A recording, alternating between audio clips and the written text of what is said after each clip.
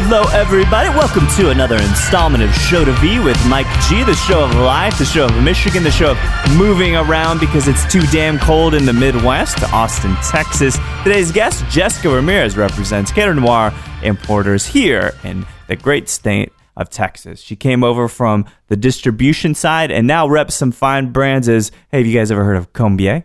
Yeah, Combier, amazing orange liqueur, orange spirit, and many other fine flavored liqueurs that they make, as well as Banhez Mezcal, something I think is going to really emerge as a well mezcal at 42% in a liter. I think it's going to take over Texas as well. I don't know. We'll see. You guys could disagree, and I will love it. So I hope you guys enjoy this chat with Jessica Ramirez.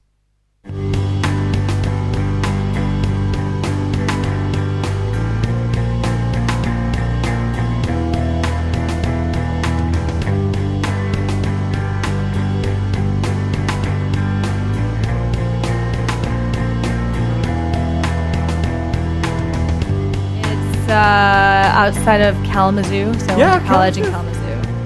Yes, I went. Yeah. Do you know Western. Plymouth, Canton area? Yes, I do. My like buddies, like in college, we would like go and have house parties. I lived there for a while. Crazy. Which is the only thing. Maybe this is the only thing anybody remembers about. Yeah. Michigan, really fucking cold. So cold. That's why I don't live there. Yeah. Okay, I remember as a little kid, my mom trying to get her car to start under like 3 feet of snow. Yeah. Just would wait it out every morning, half an hour. And that's why you'd have like the automatic defrost. That's but right. Here in Texas, I want it for like automatic air turning on. Oh, that'd be good. Yeah. They just don't do it. Even No. I don't think Benz's even do that. No, but they should. I'm sure you could get it in though. It's just a starter, and then you would just put on like the Oh, air. I see. Okay. It's an automatic starter. Oh. But then you would have defrost like. So you have both hot and cold automated for you based on the bipolar nature of Texas weather. We should create an app for that. Oh God! Or like so many tell apps. car people. Well, I could be a billionaire by now. So that's what you should be pursuing. Obviously, all the money is in tech, not booze. Apps. Not booze. I'm not even wearing pants. I know. Like, I know. There's no money in booze. I love sending naked emails. Like I'm on the phone conference. And I'm like, work from home just means work without pants. Yeah. That's all that actually means. Yeah. Well, so what kind of? So you talk about Broadway is this ultimate dream. You talk about Michigan. Right. What is Matawan? Is that right? Matawan. Okay. Matawan. M-A-T-T-A-W-A-N. Matawan. So it's like a Padawan kind of. Yes. That's the easiest word for me to remember. Yes. And I'm not even. Well, I am a Star Wars fan, actually with all this stuff. But what do you do? Like, what is there to do in Michigan as a kid? Were you in choir, or were you obviously into science? What I was into choir. I was only into science because I had a hot chemistry teacher. That's right. But other than that, I mean, like it's. I don't know, like farm country. I grew up. It is, isn't it? Agrarian kind of? Farm country. So I have a corn tattoo, which is because I grew up in a corn farm in Saginaw. Or like Breckenridge, Michigan, really. Yeah. But you have snow sledding parties. Okay, that sounds Snowball pretty good. Fights. Yeah. I mean, it's kind of shitty if you have a winter birthday, which is what I have. How do you get? Do people even get together for birthday parties in the winter? They do. Or you have like indoor swimming parties. What is that? You like rent out like a pool. Oh, from, with like, the indoor pools. From like a hotel or like the university or. So was it a corn farm? Is that literally what you grew up on? We had a corn farm. Yeah, my grandparents. Wow. No kidding. And then they sold it and moved to Arizona and then came back to the state, Michigan. I can't remember like. Talk about polar opposites. Yeah. They wanted to be close to the family. So yeah, understood. Yeah. So your parents were like, all right, we'll run this place? No, they ended up selling it, which was really sad. Okay. And so then my family was in Matawan. Okay. And so we would go and visit. Like, cool. Yeah. So summers on the farm and then like, I guess winter, fall, school season, like in school in Matawan. Did they make you do stuff? I figured like, because my grandparents were kind of split when I started to meet them. Yeah. But I figured if they were together, I would end up having to clean something. Is that how it goes on a farm where you show up? No, we were like pretty like there. I think they had it pretty nailed down. We just like got to play in the trees and in the cornfields and like on the like rock piles, and because they had to like my dad and aunts and uncles had to like pick all the rocks out of the cornfield to have the irrigation and like tractors be able to go through there. So I got to play on that as a kid and didn't have to do any of the like labor of love. Sitting on a rock pile. Yeah, and like eating corn right off the like you pick it and you could just eat it right there and like didn't have to like boil it or anything. So pretty crazy, but it's you know Jeremy Campbell, right? Yeah, we grew up in we have camaraderie and like. Because he's from Grand Rapids, Michigan. On a farm. Grew up on a farm. Yeah, lived in Hills of Hay. Same kind of, but not really. I would pick cilantro and like pickles or cucumbers or whatever. That's very cool though. But I lived in Mattawan, Michigan, and so that fun stuff there would be like going to the beach. I was only 45 minutes away from South Haven, Michigan, picking blueberries.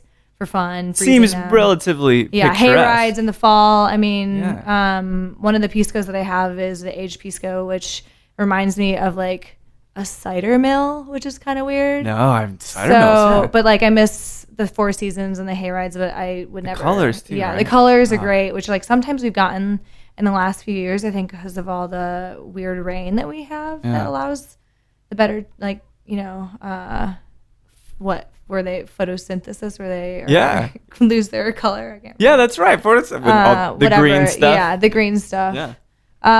So it's good. It sounds picturesque, like Robert Frost-ish. Yes. Perhaps. Yes. And so you go and you do this thing. We can, we'll leave it to our imagination as to what those keggers looked like because inevitably they're kegs of Oberon. You had a cool party if you had a Oberon keg or. I keep hearing about this. It's amazing. Yeah. I just almost spit my food out or my drink out at Tales of the Cocktail because there was an Oberon and I think Willa Jeans or Willa Mays. Yeah, I don't know which one. I can't remember. There's so many places, but so you would have kegs at Oberon. It would be like a $10 keg cup instead of $5. That's crazy. Yeah. But still okay for you. You're like, it was delicious. It was like once in a. It was like it was your birthday in the winter where like you're indoor at the student ghetto, which is like kind of reminds me of Rainy Street. The student ghetto. Yeah, it was like old, Casablanca, crown molding, old 1920s houses that like, because they were huge, so you'd have like 15 students living in one house or like 18, like sorority but not sorority. I guess it was like before hip was being a hipster. Like back then, you would go. God, I can't even imagine when that was parties. Now. Yeah, I don't know. But when skinny jeans, when people, like my friend Allison Cameron, who now works at a hotel or Congress Hotel. Oh, yeah.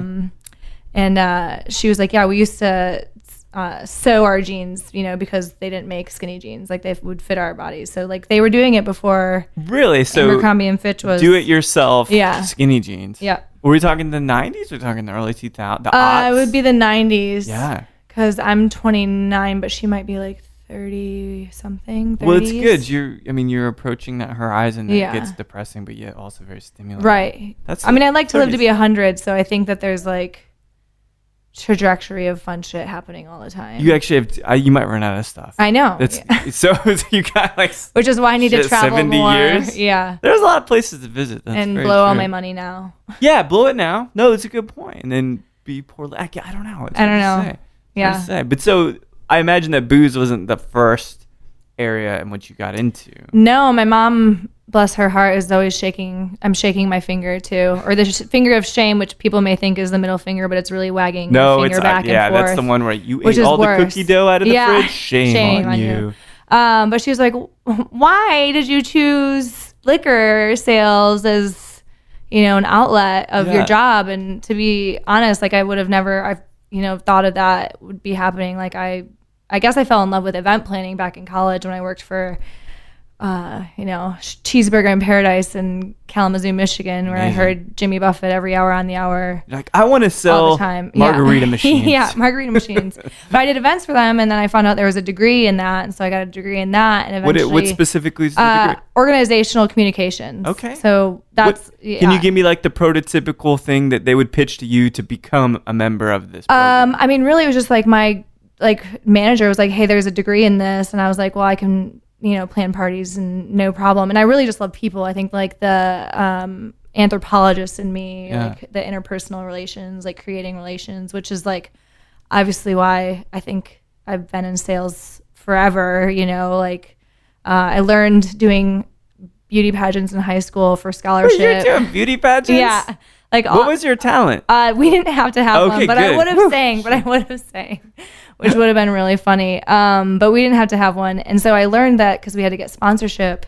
And so I learned that there was money out there and I just had to ask for it and like could put it towards a good cause. And so it's a pretty good lesson. I actually got my money back from the scholarship pageant, whatever that I like, went in for. Yeah. So I learned then, like that I liked people and I could try and have them, like do you like connecting with people? Yeah, I think, and that's why like the bar, I'm a bar person, like I sit at the bar versus like maybe sitting at a table unless I'm with a group of friends. Yeah. But if it's just you, I love that too. It's my favorite. I love eating alone. I love, like sitting there, like having conversation or I just like don't want anyone to talk to me. I want to drink my whiskey on the rocks or scotch on the rocks or now Pisco sour, I think is, it's coming up. Tier of coming things to like are my favorite things or daiquiris. Thanks to Abby Kirk. Yeah. She turned me on to daiquiris 4 years ago at Haddington's. But yeah, back to like being in alcohol. I would have never thought this is where I would end up. But I was always either like I've done it all from like wedding dresses to coffee to venue spaces, selling all these things. Yeah, I moved to Austin in 2009 after living in Jackson Hole for like a seasonal job. Living in Jackson? Well, they must have been used to the snow. I was there for the summer. Oh, jeez, which is amazing. And like before Old Faithful like kills us all, everyone should go to Yellowstone National Park and get out there. It's just stay beautiful. on the track. Just stay on the path. Like don't veer off. You'll die. You'll like Pokemon Go. You will fucking die. Just try not to think about taking pictures of yourself in natural wonders. This happened to someone in the Grand Canyon too. Yeah, that's so unfortunate. But I just unfortunately don't feel bad for those people. Well, so that begs the question. It's like, well, you were in Beirut taking selfies. You got caught crossfire. Yeah, that makes a lot of sense. Right. You're in the Grand Canyon. There's a couple of things we know about the Grand Canyon. Yeah. Beautiful, absolutely. Picture worthy, for sure. Do you have to be in the picture? Not necessarily. No. Like, you go to visit the canyon. It'd be hard to get you in the picture with the grandness of the canyon. Exactly. So why even try? Because it's futile at best. But you go, it's beautiful, right? But it's also fucking treacherous. Yeah. You go, it's like a 2-hour hike going down to the bottom of it, and you're going to fall off the side of it. Yeah, never have I ever, but maybe someday. But you're looking down and it's like this little cobble path, I'm sure, or whatever, and then there's nothing there. I like people too. I really do. I like connecting with people. I like being empathetic, compassionate, all these things as an Aquarius, So same. Oh, are you really? Yeah, Pisces, Aquarius. There you go. Yeah. So I always thought, side note, I always thought Aquariuses were water because it's right. It's air. Yeah. I'm full of air. Me too. Which makes a lot of sense. Yeah, same. But I don't feel, regrettably, but not like that bad for people falling off cliffs because they're taking pictures. If you're going to be that self-absorbed, then odds are you're going to take the risk. Right. Should we feel bad about that? I don't know. I mean, I don't personally. This is horrible to admit, but I don't. I don't think it is horrible. That's the thing. I mean, there's like, there's more, even though like I totally am on my phone, like Instagramming and social media, like self-promotion. Which is part of your promotion. job, right? Yeah, but at the same time, like I don't have time to do that shit, or like there's so many more things. Like I'd rather talk to somebody than like even read a book, which is awful. Like I should definitely be more intellectual on like literature. But there's great things. Do you read to learn instead of read for pleasure? That's kind of how. Yes. Especially when you talk about Pisco, which is these intricacies of production. Right. Mezcal, the variety, all that, Yeah. Well, so you said 2009 is when you ended 2009 is when I moved here, and I did. Why did you move? Why did I move here? Yeah. I came with an ex-boyfriend. Followed the love. The love. He had friends in a band here. We went Which to band? Wisebird. Interesting. Which Trevor Nealon plays for. Oh my gosh, I don't know why I can't remember this right now, but maybe we'll come back to it. But he just had a baby. I don't know why I'm like blanking. I'm from that realm, so I always kind of. Well, they're from Utah originally, but they played at Momo's all the time, which I is so sad to see it is like Rio rooftop pool now because Momo's was amazing. Yeah. And then where did you meet? The Jackson Hole thing? No, we actually like crazy because I just like he was on a traveling nonprofit tour that traveled to Michigan. Oh my gosh. And we met, and I just thought what they were doing was really awesome, which is they were promoting the human rights declaration, and then they would go to different universities and pitch this, like, which they got paid by universities, which is crazy also to me, like sponsorship.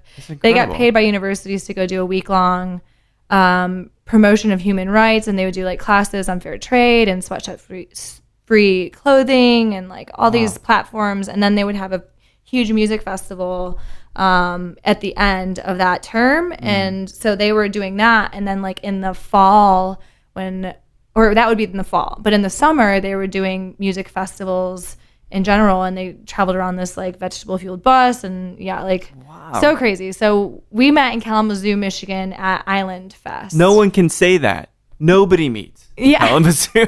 No offense. Yeah, it's a crazy whirlwind, and we moved to Texas in 2009, and then things happened, and falling out of love and whatever, finding different paths. Like I wanted a house in Austin, and wish I would have bought one a few years ago, but it's crazy. But I went from working like at the One World Theater. I did events out there, and I worked for Texas Coffee Traders. I actually had the pleasure of opening up ACL Live with the Steve Miller Band and doing their coffee. So do you know Happy? I don't know. Or there's who's the other guy? Kelly. That's over there. He's another ACL person. Don't know Kelly. I knew like the backstage guys, which I don't even know if what's his name is back there anymore. If it was like Jeff or I'd have to. We'll call it Gary. We'll call it Gary. Gary still works there, but I was like the coffee girl. I was bringing Texas Coffee Traders to Janet Jackson, Stone Temple Pilots, everybody. Like we did hospitality backstage, which I like snuck in there because I had a girlfriend who worked there. So, and eventually now with their like big catering program that they just developed back there, like I don't think they necessarily go through a smaller production. I think it's all like a big show now, which is awesome for them. But so you're kind of like, maybe you sparked some of that. Yeah, I mean, maybe I'll give you credit for it right now. How about that? I did all those things. You made ACL Live what it is. I fueled the people, which was awesome. So like I think when you have a really great product, like I sold coffee, I sold this amazing space at One World Theater, and like now I sell all these great fruit liqueurs, which my mom was a baker growing up, so I used to eat confectionate sugar by the spoonful, which is like ironic, and I think ever so fitting that I represent this French liqueur, which is really sugary but delicious and alcoholic. And I mean, it seems like you really were aiming to be in this position. I mean, to be honest, like, which is probably awful, but hopefully my mom's can plug her ears. But thanks to my girlfriends who I used to work with at Second Bar and Kitchen, Kristen Vogel and Chippendales, I got this job opportunity. So name a couple places. So I didn't realize you worked at Second. Yeah. You work with Billy and I did. Dressel and all those guys? Yeah. The Gentle Giants? The Gentle Giant. Now he has King Bee, which is fascinating. And talk about mezcal. I know. I was like, what kind of books should I get? And it was just like 30 different books. So amazing. It's pretty awesome, like how full circle this came too, because when I did get the job opportunity at Glazer's, I mean, I had a really amazing boss who like got it. She understood how hard it was to grow a Genesis brand and a small product without any type of like sponsorship or backbone or backing, more so. Right. It was really on like the relationships, and I fortunately had either like worked with somebody or worked next to somebody or worked under somebody in the territory that I had. So, in blessing in disguise, I came on like February halfway, and March was South by. No one's buying then. Right. So I just went around with like my business card and Snickers and Capri Suns and bananas and like, painted. Only a couple people had diabetic gums. Yeah. But mostly everybody else was fine. Yeah. String cheese. There's that too. Okay, good, I had like covered all bases. Cliff bars maybe. Like it depended on like what kind of fun bag you got with my business card on it. And then like the next month I went back and like met everybody that way. So it was really just like a perfect storm kind of how things happened. Did you see it? So food makes sense, right? So you're in kind of sales and working in hospitality. Makes sense because you're selling a personality, selling stuff. But did you ever think that was going to result into that shift into the distribution piece? No, I mean it's a success story actually, in all honesty. Like when's the book come out? I mean, it's not even me. It's like this brand who believed in an idea, and it's two guys, Kurt and Scott. Scott played hockey over in Sommelier, France, which is like super crazy, and met the distiller of Combier, and he and his brother like hit the streets in 2000, I believe 8 in New York, and like grew it like from one market, and then eventually tapped into other markets. And I had the pleasure of selling this product for a year within Glazers, and like wasn't looking for a job, wasn't even like thinking. I was just like happy, you know, like in all honesty, like loving what I was doing, a people person out in the bars, like selling great brands, selling great products. And Combier put an incentive program out to go to New York, and I hadn't been there since choir in high school, and so I was like, I want to go, I want to win. And so I ended up like hustling, and thankfully like my accounts, I love them, you know, like everybody that I worked with who picked up Combier and believed in our product, and, you know, got the liquid to lips and was like, hell yeah, I can make sweet drinks out of this. I ended up winning that incentive trip, but I kept asking, and in like the same breath, you know, he kind of was like, well, would you ever be interested in working for us? Interesting. And I probably like shit my pants and didn't really think it was real, and, you know, until it was like on paper, you know? Right. And then because people say that, right? Yeah. Like, oh, you know, I'd love to have you on board. Yeah. And cool, then, man. Right. Yeah, or like you think you're going to be a supermodel, someone finds you on the street and is like, hey, you want to be like the next, you know, like whoever, Selena Gomez or it's like, Rihanna. It'll only cost you this much. Yeah. Yeah. Oh, come on. Yeah. So I mean, thanks to the hustle and hard work and dedication, you know, of people who appreciated me and appreciated our product, I'm a success story of an incentive trip gone into an actual like job. A career move, career. I mean, it's crazy. I mean, it's like, I still don't think I can grasp the bigger picture of like where this could eventually go. But I mean, the sky's the limit. You're on a global platform now. Yeah. I mean, I think we're in 45, 48 states. That's incredible. So were these, you said Scott is one of them? Scott and Kurt. And then Roman Gully is I guess I say he's my boss, but he's always like, no, man, he's French, and he's like, no, you know, I'm your friend, I'm your like, we're partners. I'm like, no, but like, you're my boss. Like, and like, were these the guys responsible for bringing Combier into the States? Yeah, that's insane. It's incredible. You think about 3 guys. They'd always start somewhere, and I always love tracing it back to the roots of how this stuff starts.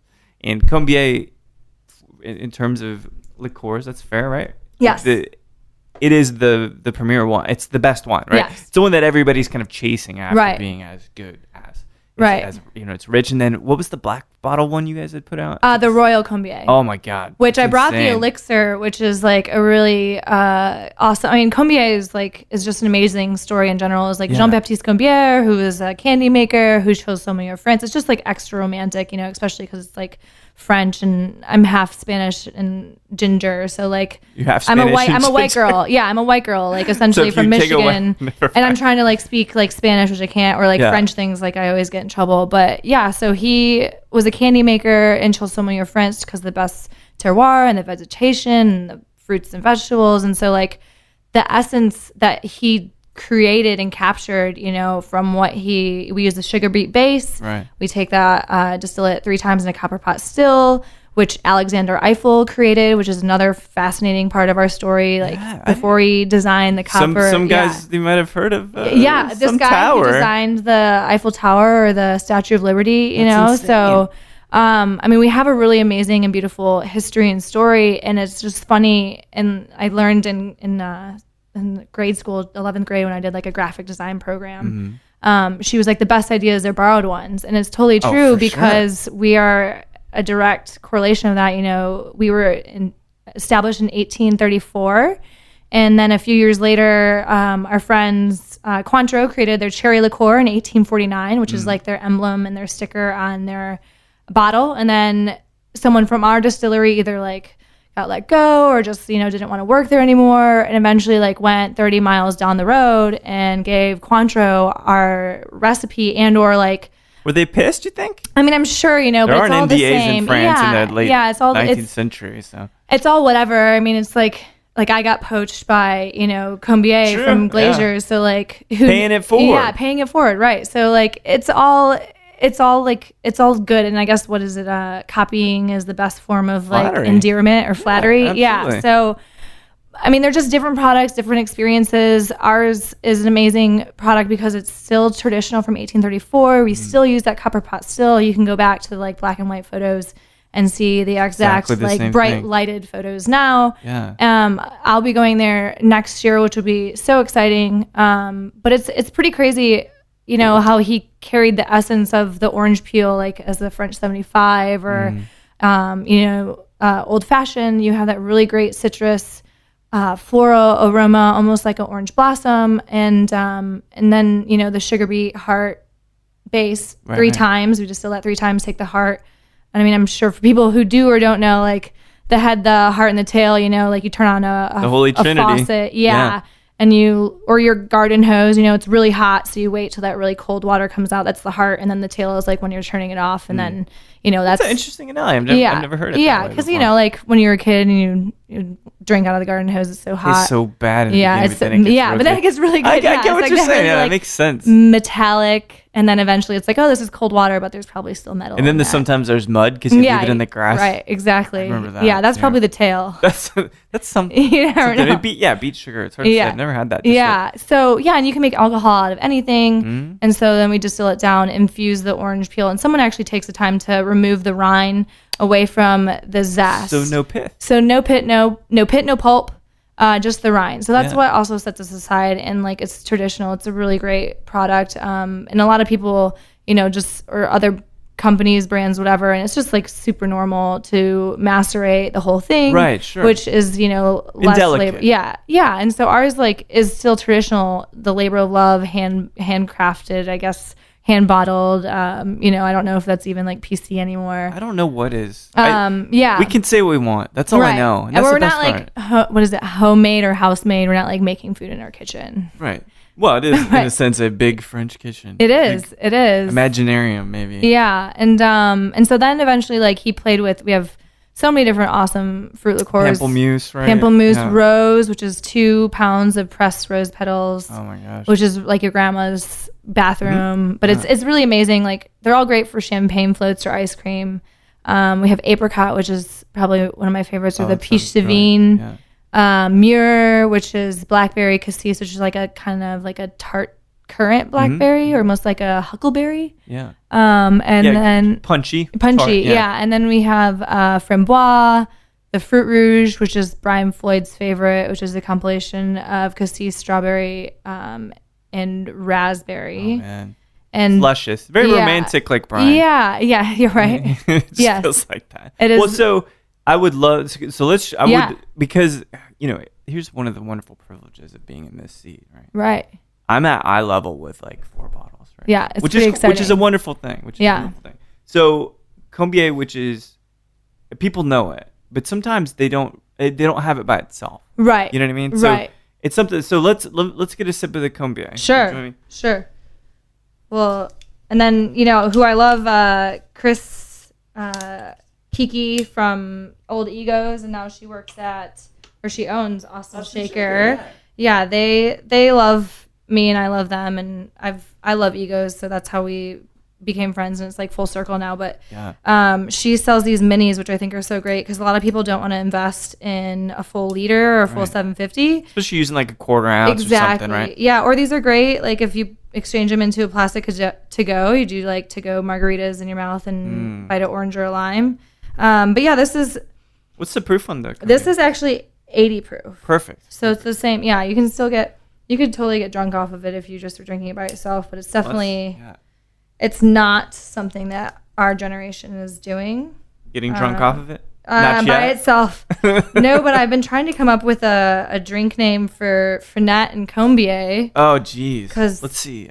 It's delicious. I was calling it the shift shot. Call it the comb over. The comb. Tell me. To make America great again? That's right. Yes. Oh, shit. No. All right. Wait. Never mind. Well, this is orange, too. Yeah. Sorry. Well, that's why it would be ironic. Yeah. It would be quite good. No, but it's you support your own political parties, but Combier, well, I don't know. Combier and Fernet, I mean, they just like, it heightens and brings out like the best qualities in both products for me. But yeah, I don't know. I thought about, I mean, there's a bunch of like drink names that we've come up with, but there needs to be like someone to make the cocktails. Yeah. Well, and I don't know what comes first, right? Like, well, I keep thinking like, you remember Orange Julius? Yes. From the Midwest. And yes. This is so wonderfully crisp. Right. 80 proof too, so you don't have to use too much. You still really feel it, so to speak. And it's sugary. Yeah, and not too thick in terms of the texture on the palate, which is really good. Mm-hmm. But I'm trying to think of the perfect vanilla thing that would just be exalted. It would be incredible. I know, and you don't want to like pair it with like vanilla vodka. No, I know, right? You got to pick something kind of lighter. Like if LaCroix made a vanilla soda. Right. Oh, there is a vanilla one. Yeah. Does Doritos somebody makes a vanilla one, yeah. Which would be perfect, right? Because this is already going to sweeten it. Right. And it'd be nice and light. And yeah. I'll still fight for the come over. Right? Yeah. Maybe I'll call it the come over. I mean, the come over is great, which would be hilarious. There's lots of options, right? Absolutely. So this is, So this is our mothership. Yeah, exactly. This is the flagship product. Like everybody knows it. Many different varieties of it. And the black bottle, which is Royal Combier. Cognac, right? Yeah, so it actually has an elixir in it as well, which is Jean-Baptiste Combier was thrown into jail by Napoleon III and met a chemist. And so it's like kind of like chartreuse.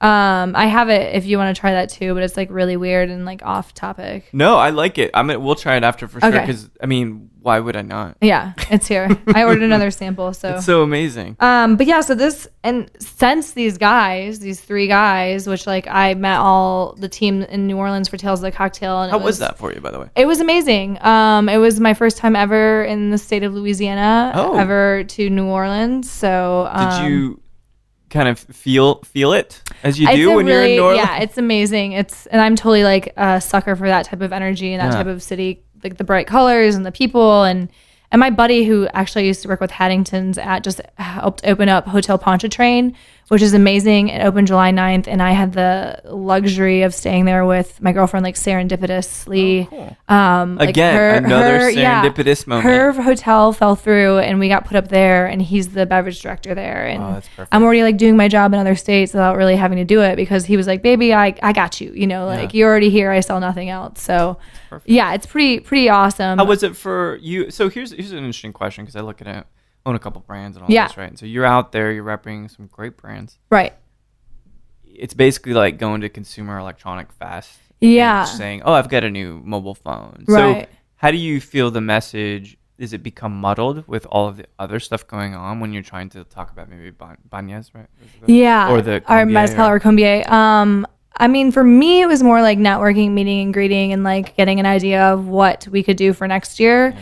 And I mean, just like 86 Company, like their slogan, I think one of them is like do epic shit, which is true. So, Jason Cosmos and Omar and just all of them like are killing it and doing great things. And so like, I like seeing what other people do. Exactly what I said. Yeah. Like the best ideas are borrowed ones. So like, I mean, my background's in events and music festivals but like the whole production of what people are doing, like El Silencio threw up, almost like a speakeasy brothel massage parlor in the best possible way, and it had like how can it be bad? In New Orleans, which was like amazing. So see in the suite of Hotel Monteleone. So it's always just like fascinating. I mean, I love South by Southwest in Austin, but I think I actually almost like Tales of the Cocktail more because you get more time to talk to people versus like loud music and like rocking out. Well, yeah, and you talk about like three different types of people coming and like basically culminating and just converging in Austin.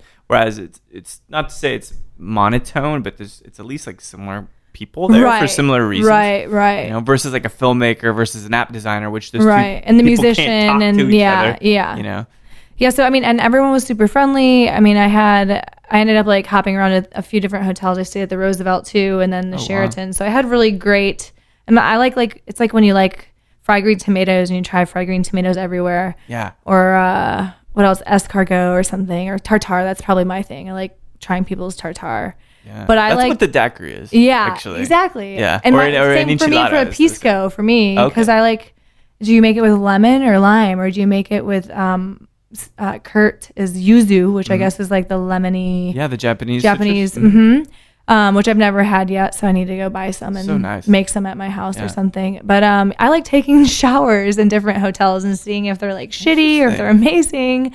Wow. I don't know, or like if the tile's great or like the overhead shower or it's like the little baby shower head. Sucks. Yeah, the pressure sucks. So like people like trying fried green tomatoes. I like seeing what people's showers are like in the hotels. Maybe it's like I think that's a good fact to know, right? HGTV like person who like wants to have a house someday is like, testing out or like taking Ubers. You're like, what kind of car is this? Or seeing what. So you can mount an arsenal of ideas. Yeah. Really, I suspect the next party that you throw will have showers in it. But I doubt it. Just outdoor amazingly showers. curated shower. Right, just one. Yeah. There's a long line for it, and you get a cocktail. You get a beer shower. Oh, there you go. Maybe that's my drink name for the Fernet Combier is the beer shower. Sounds good. Shower beer. Shower, but that's pretty good. I mean, it's got to have a beard. Yeah. It sounds like a hot water music kind of thing. Yeah. Really, we'll see. Well, it's good. So Combier again being the flagship. And then we just launched, so these two guys like brought all these products in and did such a great job that other producers have been like, hey, can we like hitchhike under your wing? So now, like last year it was Combier. And now 2016, because that's what year we're in, I think. That's right. We are Cadre Noir Imports, which was the French like militia, military, and then the men on horseback who, conquests or conquistadors or whatever, conquested France. And so they brought on Banhez, which is amazing. I think, we're pumped about it because this is like a great bridge for our mothership, Orange Combier. Oh, you're talking about like totally different cultures, totally different process, but both paying homage to doing things in a classical, traditional way. To nature, absolutely. And so, I can't wait to go to Oaxaca and see my boss just went and we had a phone conference today. So this is like perfect to have this conversation with you. So we do something a little different with ours, and it's just, like sustainability. We work with a co-op of 35 farmers. Oh, wow. And so they actually, what they do is the farmers produce and smoke their own agave. And then eventually they send it off to the co-op. And then those people are, hand bottling it, hand labeling it. And so it's really like the people are why we're doing what we're doing. And, it's as traditional with the Tahona wheel as mezcal could be, as well as that they're doing sustainability, plantings where like agaves will grow and then they'll have the little pups that grow off of them, and then they'll transplant those. And then, it's natural fermentation, natural fertilization, which like some people don't understand. But for me, I guess like in layman's terms, because I grew up on a corn farm and I did corn detasseling was my first job. We would walk the rows and you'd have your 6 rows, you'd have your 4 people in a row, and then you would pick the tops of the tassels off so that those were getting pollinated by the male rows and or the females, whichever one's, one or the other, whichever sex it is, because they're like, I kind of know. It's hard. Yeah. So weird. So the agaves are self-pollinizing because, or fertilizing because we're allowing that, like the bees and the bugs, like, babies, I guess is where you have, it's like kind of like shade grown coffee versus like industrial coffee, where the actual, mother nature or mother earth or whatever is doing its work. To make our agaves taste so different and taste so beautiful. So so the first mix, and this is a blend of Espadín and Barril. Yeah, and I think if I say it right, Barril, yeah. Barril. I fly. I'm trying. Yeah, I've talked to the best guys, right? And they trump me. Yeah, so fucking get over it. So. You're right, and so they're different. So in Espadín is like majority of what mezcal is made out of. The genetic grandmother of tequila. It is. And so that is 90% of our blend, and then 10% barril. And they're just really different. Like the barril is more like a palm tree kind of growing versus like the big open starfish. Go down East 7th Street. They're all in the middle. The agave Karwinski is on the left-hand side, the right. It's the ornamental here. Right. Whereas it makes it very delicious. It's a nice way to blend. And these, so this is a blended mezcal, blended at fermentation or blended distillates? Blended distillate. Got it. Yes. Okay. Yes. Okay. So these co-ops, these families own a a part, like that's why it's a co-op, because they own that part, and it's like their like smokehouse, and they smoke it. And then it gets distilled and brought, and then it's blended like at the actual co-op, if that makes sense. So the co-op, are they in charge of, they've got multiple distillates, I presume? Yes. And they make a blend based on somebody's preference or the co-op's preference? Did you guys come in and say, we'd like this? No, it's like the master blender who's doing that for the integrity of the flavor. Yeah. And then we wanted ours. So we kind of work with, I guess we're like, hey, we want, a 90-10. And then they figure out how it tasted. And this is like the profile of what eventually everything will be like. I had different stuff earlier, like in New York with my boss, which was I think like 30 barrel and then 70% acetylene. More muddy or musky, probably. Yeah, which eventually like is the trajectory of where we would go. But for now, like and we have the accessibility to produce this much, because like these are great for infusing, and the price point is amazing. Yeah. It's a really great juice. And it's a liter. And it's a liter. 42% or 43? It's above 40, which is great too. Yeah, it's 42%. 2 times in copper, I think? Yes. Yeah. Actually, no, it's just one time in copper. And then there's like nothing. They don't filter it or anything that. Yeah. But we do. Wait, so so this is kind of a little bit of a technical question, but so they do a single run in copper of which they just blend everything together. It must be like a really, because there's a Filipino style still, the new Planqueffer Vago, for example. It's one of the few that like consistently uses one distillation. Yeah. So that's basically how it is. It just condenses so much in a single distillation that you have 42%. Yes. That's insane. And then they cut it. Yeah. Yeah. And they are blending it there. But it's airtight, it's natural fermentation, and depending on how long it needs to cook for, it's all different depending on the weather and stuff. Yeah. Yeah, but I mean the biggest thing about this is that, which is exciting, and I mean hearing my boss on the phone just like talks so passionately about it is just pretty awesome, that he gets to see the families who actually make it, and sustainability. They're getting, I guess, like normal rate down there, which is like ironic for us to think about. It's like 50 cents an hour. And so, in the co-op, we're paying $1 an hour. So, and then eventually like they only have 2 things that they're using machines with.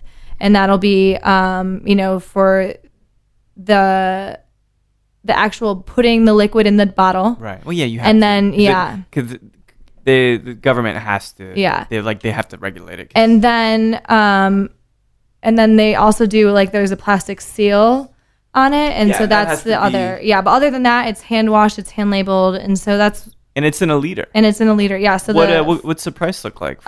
Depending, I'm not sure what. I guess retail probably would be. I would think like 35 or less. For a liter? That's insane. But I mean, I'm not sure. I have to go ask. No, I know, but still, even if it's $5 different. That's and I can't really tell you on the streets what it would be like for the bar, because then they're gonna make millions of dollars off of us drinking, which they all do anyways. So mezcal, which is a beautiful spirit, it's a beautiful process. What's your approach, given there are so many mezcals hitting the market? Sure. I mean, and that's what's so fun about this, is that there's so many different mezcals and there's so many different things. Like, we're not the mezcal made by an executed mafia, lord or drug lord or whatever. And, I don't even know like the logistics on that, but we are the introductory, we're your first girlfriend who has to train you into mezcal, or your first boyfriend who like you go through your experience and your relationship with, because this is, it's nice and smoky, it's nice and earthy, it's got your mezcal viscosity, the oil on your mouth, it's really warm, it's really like... the barril, or the Karwinski, either way, it comes through perfectly in the right way to bring around the rusticity. Yes. And I don't want to go through tasting notes, because sometimes it's like, I talked to Francisco Trazas about this, and we're like, fucking tasting notes. And I'm like, yeah, but I mean, well, how does it make me feel? And yeah, exactly. Like, I mean, that's the same with coffee, wine, tequila, mezcal. I mean, brandy. I just went to Vox table and had a brandy. The Copper and Kings thing. Yeah, Copper, which was amazing. His products are so great. Yeah, and they use Michigan apples. Oh, killer. So that's cool. That's perfect. But yeah, so I mean, and tasting really is all on your own. You know what I mean? Like, and a lot of people. Well, this is at 42 or 43. 42. 42. At 42, really, really accessible, but yet it has just enough. It's not the lactic funk that a lot of the mezcals have, like Alapuz has. Yeah. But it is have the darkness to offset the sweetness of the espadín. So if you want something that is just a far more cerebral, that's perfect. Yeah. Right. And it works on its own. I mean, it's lovely just sipping it. Yeah. And I'm getting really nice balance on everything. Yeah. Really like cut most of the colas out. Like I can't taste any of that. Like I said, any of that sourness or the rusticity or the cheesiness. Which is yeasty or like fungusy almost, like in a wine or something. Yeah. It's pretty well balanced. I want to be in the mezcal flight with my other mezcal friends, like that's really like, and because mezcal is like the experience and, I haven't gone to Oaxaca yet, but like everybody from Roosevelt Room, it's like a really romantic experience, which is, like, and it's like, to me, it's like when you go out to dinner with your friends and you just throw your card on the table, you know what I mean? Like you're sharing, you're hanging out, you don't really care, like, even though we're all probably like poor and paycheck to paycheck, but whatever, like it's more about like being with your friends versus like paying XYZ for what you got. And that's kind of, this is the community of like mezcal, So like I want to be in that relationship with my other friends who sell mezcal or sell other spirits or like making great cocktails. It's all. And is it a challenge for you? I mean, not the sales part, but just how do you say this is different because you got to have that. Sure. I mean, this is different because there's nothing else actually like it on the market right now. No, it's actually a good point. There's no leaders. Yeah, there's no leaders, and then there's nothing that's a blend. And single vintages are absolutely fantastic, but this is exciting for me in my portfolio and me as a salesperson and hitting the streets and the markets. Because one thing I think I like about salespeople, and I used to do this with wedding dresses, is I would try and like have like the shitty crying bride come in who just like had the worst experience at this whatever bridal blah blah blah, and I would be like, all right, well, this is what I have, and like just completely changing the experience, trying to turn it around. Yeah, and so my thing is like some people, my account managers and like Jeremy Campbell gave like best poker face or whatever for Bar Institute, and actually all of us that were in there were all like brand ambassadors or consultants or whatever. So but I think it's just reading people, and so like it's creating the relationship, and like obviously when you have a really amazing product, it's pretty easy to do, and I think it's more like I can't compete with somebody that's like, hey, like this person's doing whatever for me, and can you compete with that? And it's like, right. Well, it shouldn't be about that. Like my product's great, so it's still true to the heart about all this. Yeah, right. So I think it's more creating a relationship and having an amazing product versus like being an amazing product and then having a relationship, which I think it works for maybe other people. I don't know, but it's a good point that you have good connections with people. The product's good. You've got obviously some market edge in it because it's in a leader. It's really inexpensive, and I think it will be really, really. It's really a lot of traction. It's been crazy. Like, it's definitely moving more in Austin, obviously, because I live here, and I got told like to actually pump the brakes because it's doing really well. Because we needed to get our other shipping container, which is like so wild that it has to go from Oaxaca all the way up to New York, and then it gets shipped down here and taxes and blah blah blah, and TABC, I love you. And it's all the path of being an alcohol, which I think like is really exciting. And where we are today, like who would have ever thought that there would be, I would have never thought there would be like a craft specialist, like somebody who has a job who just like makes crazy cocktails.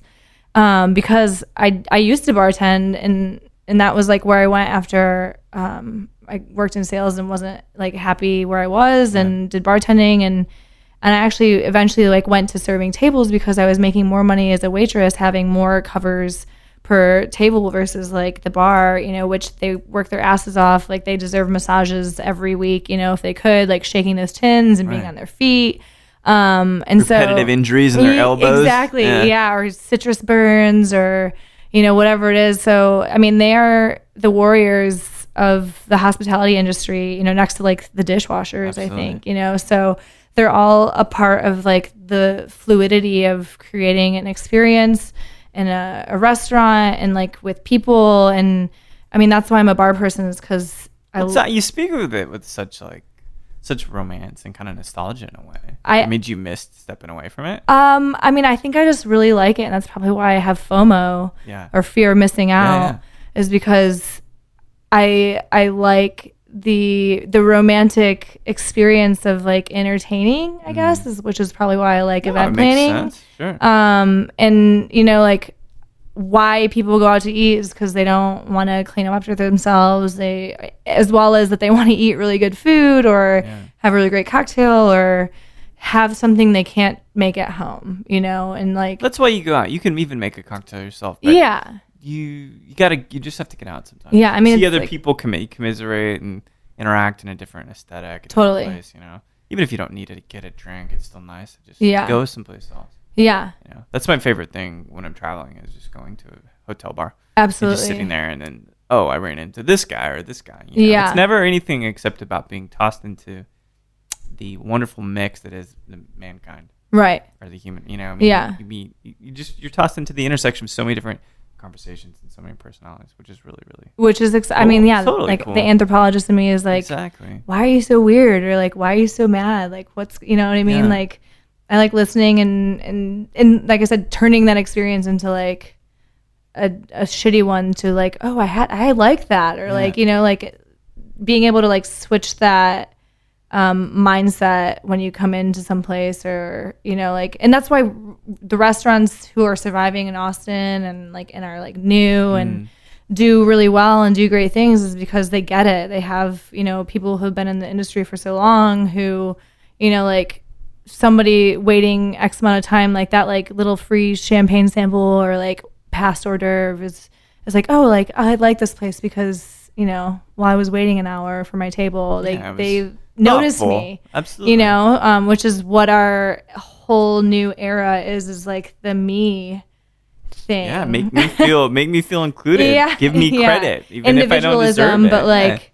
acknowledging that they're there. It's so strange to be strikingly individualistic and having your personal selfie presence while at the same time having some kind of conformity with everybody else. That's paying attention. Very, very strange. Yeah. So you've got so we talk about it's interesting because the chapters themselves, they kind of reveal these different pieces of your personality if you think about it. So like Combier is this thing, it's kind of staple, it's easier to talk about because people are familiar with it. Mezcal a little bit less so, but then it's romantic, harkens back to perhaps the things you love about eating dinner with people or being out and sharing moments and hospitality and all of that. So where does Pisco fit into that for you in terms of, like how do you, what emotional kind of reactions you have? I think Pisco's weird. And that's why I like it. It's the only spirit distilled from grapes, which I love grapes. And I think it's a lost like palate pleaser. It's different. Yeah, it's really different. And I think that's why I like it because it's weird. It's quirky. Like no one really knows much about it, but they do. But like, and even myself, like I should be way more versed on it than I am. And then there's like the battle between like Peru and Chile and like what's the difference and Armagnac and Cognac. Yeah, exactly. Like who duck or chicken or hen first or chicken and egg. But yeah, so it's fun. But I can't remember who made me fall in love with a Pisco sour. This is like horrible.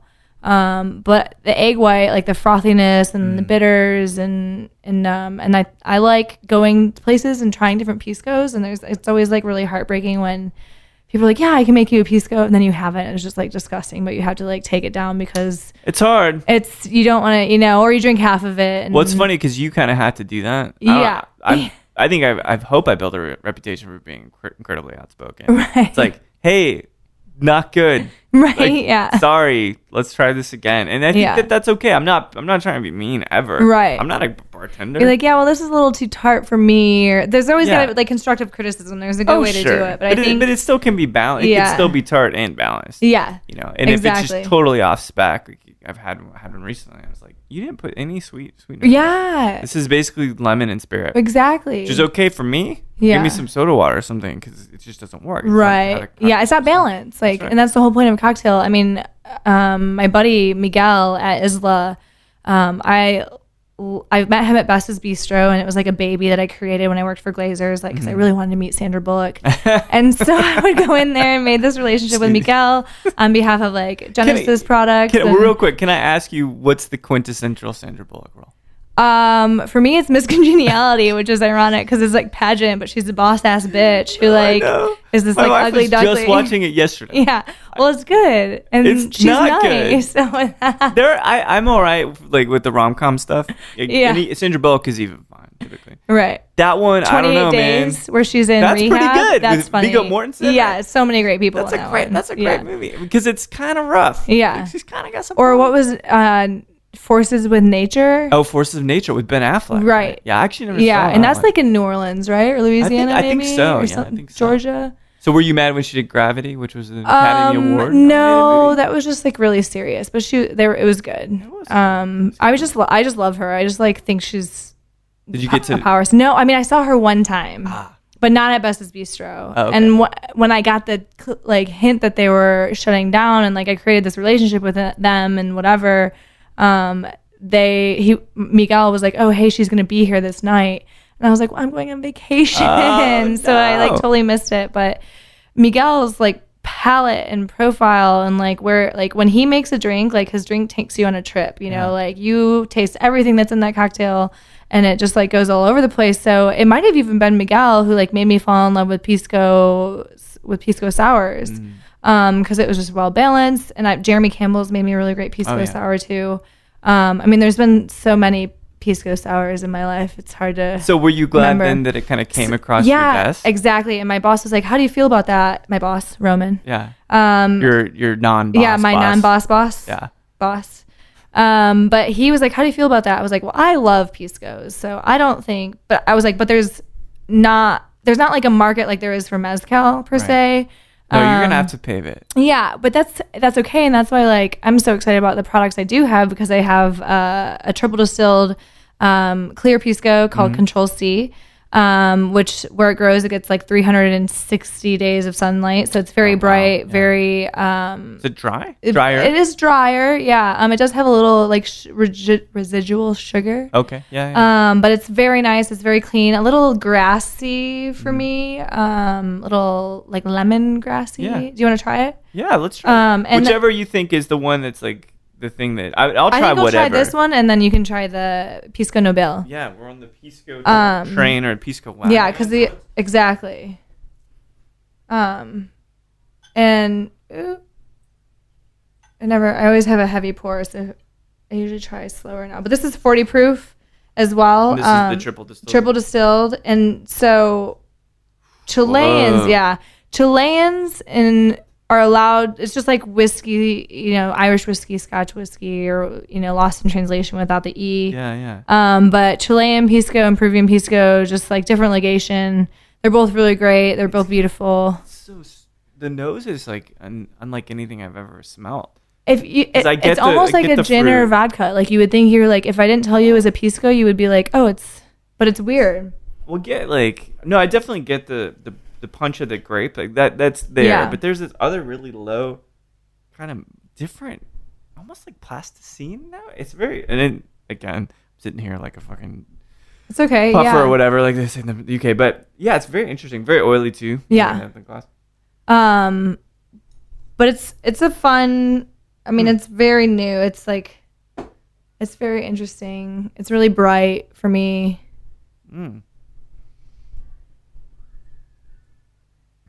Man, it's just it's good. It's really, I mean, it's different. It's way different than the Pisco that I've had. I'm trying to think of why, but it's not like it's weird. I mean, there's no, you know what I mean? It's accessible for sure. Like, yeah, it's just something about it is like, I don't know how to describe it. I love that. It's just very, very unique in that sense. Well, and that's what's so fun about Pisco is like you were saying with mezcal, you can enjoy it on its own or you can sip it. I mean, a lot of people don't like. And that's what the whole point of like the relationship between me and the bartenders, and you know, it's a full circle, is because like they love to sell great drinks and talk about drinks, and so like you create that romantic experience with somebody at your bar top, but you're like, hey, like this is really weird, you want to try it? And like you'll get the cool people Or if we're like, yeah, or you get the other people like, no, I'll just stick to my like French 75 or white wine spritzer or something, you know? This would work on both of those. Yeah, yeah, exactly. Just trick them. Exactly. Yeah, which is why I love bartenders too, because they're tricky. Because they make amazing stuff that you would never realize you're drinking, which it's the best the best ruse the devil ever pulled was to show that he never existed. Exactly, right? Yeah, one of the glass over there. Which one is this one in this? So I've never had a colored. Yeah, so Chilean Pisco we can age our Pisco. And this one has been aged in New American Oak medium char for 3 years. And this is 40 proof as well. And this is the one that I said for me has like fall in Michigan, like a flannel shirt, scarf, and a hayride, and like candied apples. Oak, but yeah. Good God, it smells like apple pie pretty much. Yeah, exactly. And so this is really fun. It's, super versatile. This is the same distillery or a different distillery? This is a different distillery. But the two, there's Pisco Nobel, Pisco Mistral is two different, I guess, expressions, okay. Which my friends and I were talking about that the other day, is like, what kind of world are we in where we like people know what expressions mean, instead of like versus your face expression. But this I just got back from the British Virgin Islands in June, and so painkillers are everywhere, and like rum, because it's aged, this is amazing in a painkiller. So Pisco painkillers, and put pineapple, coconut, and orange juice in anything, and I'll say yes. It's crazy. It's just slightly lighter than a dark, not a dark rum, but an aged rum. Right. But it's almost identical. Yeah, it's fascinating. It's crazy. And these are pretty accessible too. I think like almost same price point. That's insane. For like 33 for $7.50 out at like Austin Shaker. They have them.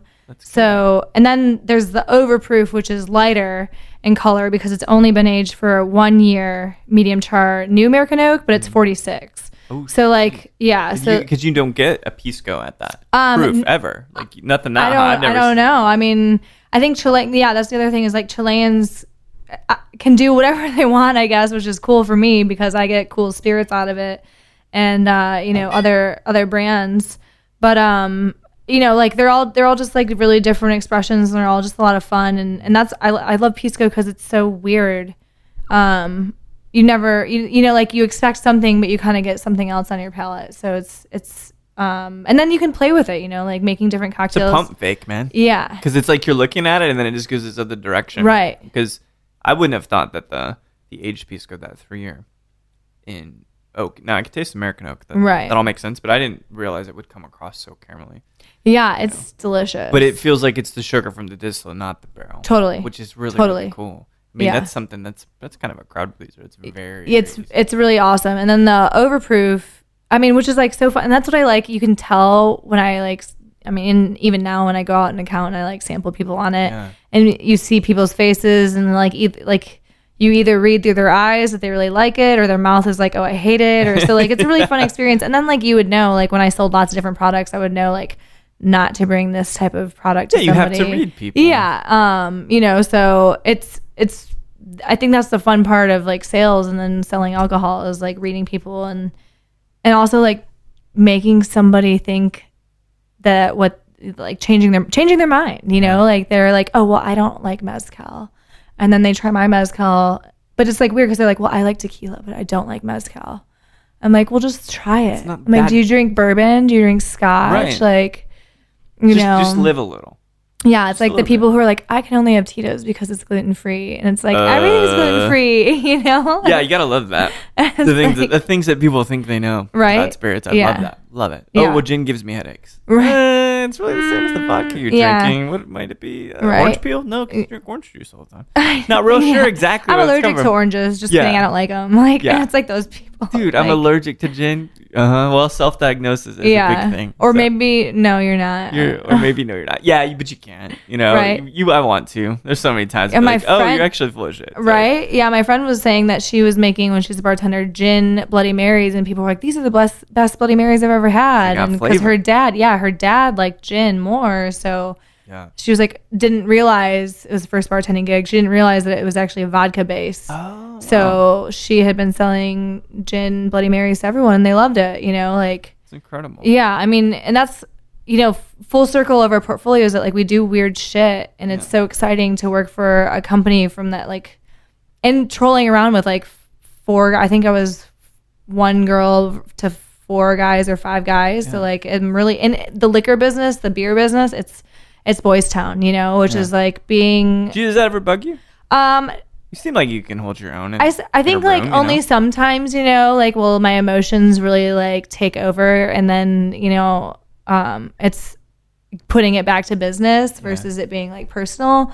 But it's definitely a Boys Town. I think it's more exciting because like, like I like being one of the guys and like being part of the gang, but at the same time, there's always like, a line though, right? Yeah, but then at the same time, it's like I totally love being like a female in the industry, and especially like being around, like my dad always says, you surround yourself with like people who you aspire to be like. So, being in the industry with like Harley Donovan and Katie Klass and I mean, a bunch of other amazing, like Madeline Kay, Miss Speed Rack, Texas. So I think it's the trajectory of like women in the industry, and Jessica Lee, who's like starting an absinthe distillery outside of Bastrop, so it's like airship there, dialect, yeah. that dialect. I think it's derelict. I think it's derelict. Yeah. Derelict. But there's a lot of and women bar owners, like Gina from CU29 or Brenna from Indian Roller, and so there's a lot of, I think it's like new and embarking like women in the market and in the field, which is exciting, and being one of those women, especially like I said, I don't think I have like the full spectrum of where this opportunity is really gonna take me, but I mean, if you were to guess, right? So, because let's paint it real quick. Sure. You know anthropology. You were in beauty pageants. Sorry, I had to throw that out there. Yeah. You're in choir, in sales, in multiple different industries.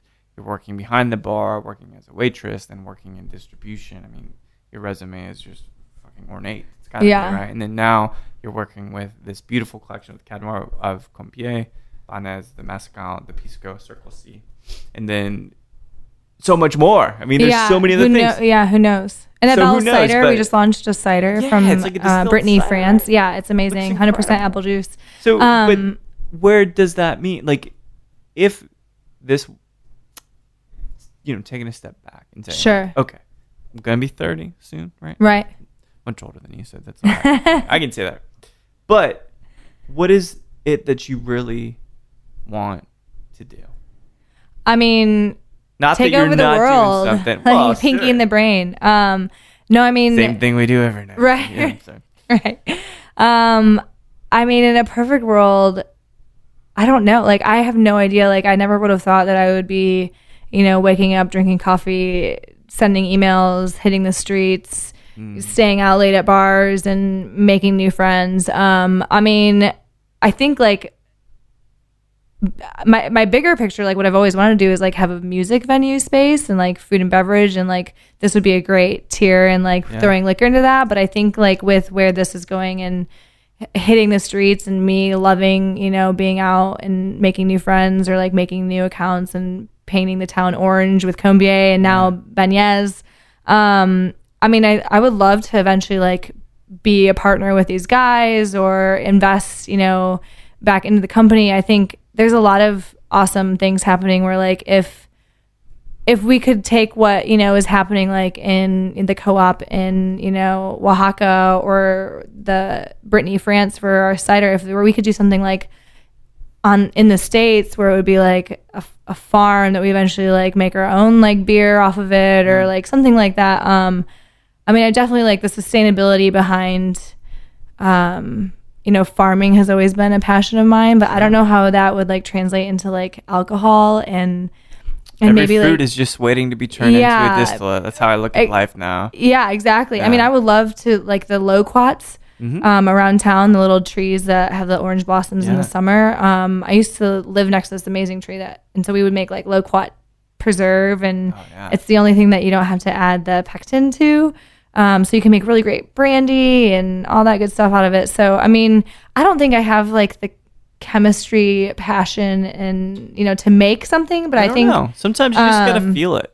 Yeah, I think like maybe eventually, like if I could take over the world with like events and throwing epic parties on the behalf of Cadre Noir Imports and like doing like sponsoring like music festivals or ACL. I mean, like really that would be amazing if we could eventually, like that's probably like my greater goal is like if we could be a sponsor like Miller Lite is for ACL with like Cadre Noir Imports or Banhez, and then giving product and like contributions back to the people who are our blood, sweat, and tears and making our product. I think that would be like full circle of a great concept. But take a little, give a lot. Yeah. So I mean, I don't know how that would like translate into this job opportunity, but if I know eventually like we'll be doing like a rosé where we're going to donate back to like women's causes. So that'll be fun, like 2017, where we'll have like a limited edition rosé where like some of the proceeds go back to, and we're thinking of like pairing with like Speed Rack because obviously they have more charitable contributions, and like it would be more like smaller, kind of like Barman's Fund, how he chooses charities that way, and that way like when you are donating, where your money is going to. You can say like, yeah, I gave it to so and so, and I helped support their battle with XYZ, or so like creating the community, I think is however I could get this into a community based like network would I think be like. What would that be would awesome? Be it. Yeah. Be phase 2. Yeah. Phase 2. Yeah. Well, it's been brilliant tasting through this stuff. Sometimes I feel like if I got paid for this, it would be the best job. Right. But it doesn't. I love it. Yeah. So the labor of love, Exactly. like, yeah. It's amazing getting to learn about the story of So I catch you saying it a couple different ways. So tell me exactly how to say Cadre. I mean, that's why Cadre Noir. Cadre Noir. Cadre Noir. Cadre Noir. Right. I mean, I think that my in Michigan like slang, like also like the dialect for me makes it hard to translate. But I think like phonetically it would be Cadre Noir. Cadre Noir. But I say Cadre Noir because I think people like need to hear it where it like kind of bounces. I mean like that's eventually like we'll probably either redo that so people can understand what we're saying because that's like though you never like in giving a pitch or like selling a product or like any type of experience like you going in and like feeling like you're an idiot is really awful. So like we wouldn't want to make people feel stupid for trying to just say like pronounce our, you know what I mean? So like it's finding that really good balance of like being a brand and being a concept and then like having it be easy for people to say, which like you're saying, it's like what is it? I'm like, to be honest, like my boss should just like every time someone asks me, I just need to play that. Yeah. But I'm not really sure because I'm not French. I'm not either. But yeah, because it's got a couple different. It'd be like things, but Cadre Noir. Because it's I don't know. And I think Cointreau even has the noir, different like the label. Right? Label, yeah. So I think it's Noir Cadre, right? Cadre Noir. Cadre Noir. I think it just is like it rolls into itself. But for me, because I think people don't understand me when I talk, either because I'm like talking too fast or my letters run into one another, like like smitten or mitten or so they're rounded. Yeah, so saying it slowly and enunciating the D for me, I think makes people understand what I'm saying. But it's it's something that we're gonna work on. Well, you guys will get there, and I will do everything I can because it's wonderful stuff, and having something that is cost effective and pretty versatile. I mean, you've got so many different aspects of flavor across the label here, across the portfolio.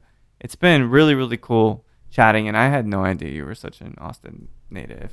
Kinda. Yeah. Well, I mean, still 2009, now, right? That's pretty good. I mean, it's almost 7 years, which is crazy. It's pretty good. But it's good running into you, and I appreciate, you inviting me out here. It's been awesome. So I mean, if you ever need anything or want drinks, take your wife out. Hold on, let me give my note. You can hold me. Yeah, you can hold me accountable to that. Likewise. Thanks so much, Jessica. Yeah, thank you. Well, there we have it. What do you guys think? Jessica has a great portfolio of products. I sometimes have the luxury of sipping through multiple bottles in these interviews, and I got to tell you, I feel pretty lucky. The Banhez Mezcal, a liter, 42%. It's quite nice. It's good for cocktails. This isn't a commercial per se, but not a lot of people are bringing in a mezcal in a liter. Of course, Combier is a standard for so many of us, and some other great Pisco, such as Control C, some aged versions of that taste really, really interesting. And I hope you guys get to taste this stuff from Cadre Noir Importers. So thanks everybody for listening to Show de Vie with Mike G. No matter when you're thinking about cleaning that cobweb off your old bass guitar or recording some new intro songs for your podcast, please keep dancing.